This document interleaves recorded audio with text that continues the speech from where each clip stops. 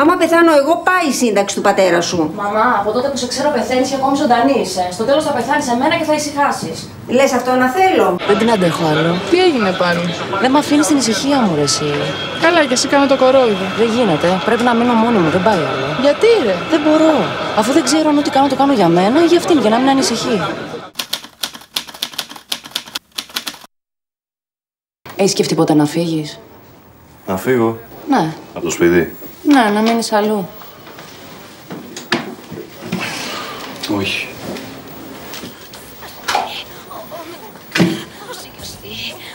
Δεν νομίζω ότι έχω όρεξη σήμερα. Έλα πάμε. Από εδώ το πήγες, από εκεί το πήγες, πάλι εδώ με φέρες. Αφού δεν ήθελες να πάμε σπίτι σου. Όχι βέβαια. Γιατί μόνος δεν μένεις? Ό,τι πρέπει. Ό,τι πρέπει γιατί ρε Κώστα, για γαμιστρώνα. Γιατί δεν κάνεις το δικό σου σπίτι γαμιστρώνα, σε καμαρώνει και η γυναίκα σου. Ζητάς δηλαδή αύξηση επειδή εμείς πήραμε εξοχικό στην Μύκονο? Φταίω εγώ που κάθομαι και σου λέω τα προσωπικά μας. Ωραία φίλη. Προσωπικά σου μιλάω κι εγώ σαν φίλη. Πες μου, εγώ δεν έχω δικαίωμα να έχω ένα σπίτι. Αν πάρεις καλό μπουρμπουάρ, κάτι γίνεται. Αλλιώς με τα 30 τη βραδιά δεν τα βγάζεις πέρα. Εγώ τη θέλω σαν δεύτερη δουλειά, την άλλη δεν θα την αφήσω.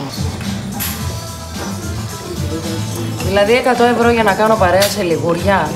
Όπως το δει κανείς. Λίγα είναι.